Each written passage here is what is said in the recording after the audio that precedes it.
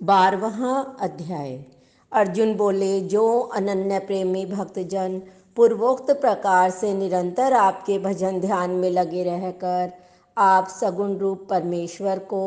और दूसरे जो केवल अविनाशी सच्चिदानंद घन निराकार ब्रह्म को ही अति श्रेष्ठ भाव से भजते हैं, उन दोनों प्रकार के उपासकों में अति उत्तम योग वेता कौन है? श्री भगवान बोले, मुझ में मन को एकाग्र करके निरंतर मेरे भजन ध्यान में लगे हुए जो भक्तजन अतिश्रेय श्रेष्ठ श्रद्धा से युक्त होकर मुझ सगुण रूप परमेश्वर को भजते हैं, वे मुझको योगियों में अति उत्तम योगी मान्य हैं।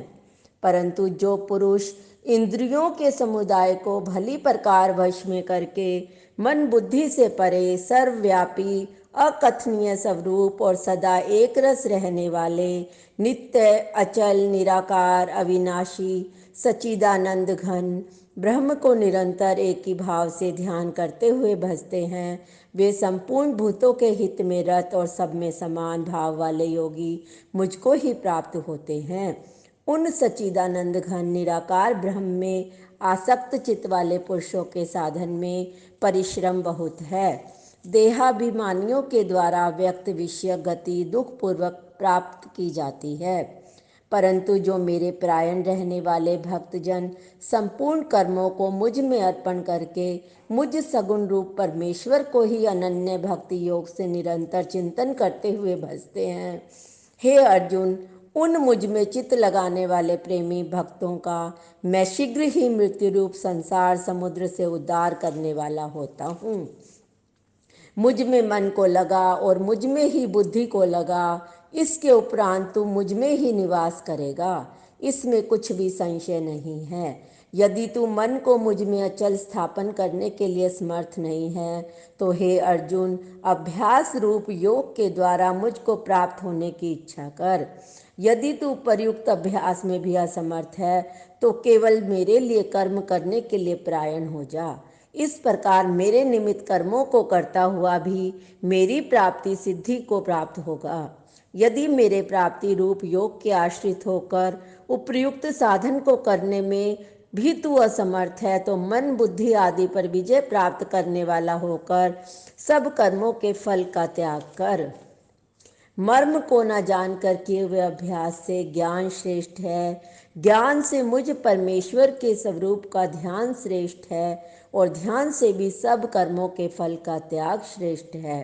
क्योंकि त्याग से तत्काल ही परम शांति होती है। जो पुरुष सब भूतों में द्वेष भाव से रहित स्वार्थ रहित सबका प्रेमी हेतु रहित दयालु है, ममता से रहित अहंकार से रहित सुख दुखों की प्राप्ति में सम और क्षमावान है, अपराध करने वालों को भी अभय देने वाला है, जो योगी निरंतर संतुष्ट है, मन इंद्रियों सहित शरीर को वश में किए हुए है, मुझ में दृढ़ निश्चय वाला है, वह मुझ में अर्पण किए हुए मन बुद्धि वाला मेरा भक्त मुझको अति प्रिय है। जिसको कोई भी जीव उद्वेग को प्राप्त नहीं होता और जो स्वयं भी किसी जीव से उद्वेग को प्राप्त नहीं होता, जो हर्ष अमर्ष भय और उद्वेग आदि से रहित है, वह भक्त मुझको बहुत प्रिय है। जो पुरुष आकांक्षा से रहित बाहर भीतर से शुद्ध चतुर पक्षपात से रहित और दुखों से छूटा हुआ है, वह सब आरंभों का त्यागी मेरा भक्त मुझको प्रिय है। जो ना कभी हर्षित होता है, ना द्वेष करता है, ना शोक करता है, ना कामना करता है, जो शुभ और अशुभ संपूर्ण कर्मों का त्यागी है, वह भक्ति युक्त पुरुष मुझको प्रिय है। जो शत्रु मित्र में मान अपमान में सम है, सर्दी गर्मी सुख दुख आदि द्वंद्वों में सम है, आसक्ति से रहित है, जो निंदा स्तुति को समान समझने वाला मननशील और जिस किसी प्रकार से भी शरीर का निर्वाह होने में सदा ही संतुष्ट है और रहने के स्थान में ममता और आसक्ति से रहित है, वह स्थिर बुद्धि वाला भक्तिमान पुरुष मुझको प्रिय है। परंतु जो श्रद्धा युक्त पुरुष मेरे प्रायण होकर इस ऊपर कहे हुए धर्म में अमृत को निष्काम प्रेम भाव से सेवन करते हैं, वे भक्त मुझको अतिशय प्रिय हैं। इस प्रकार गीता का 12वां अध्याय संपूर्ण हुआ।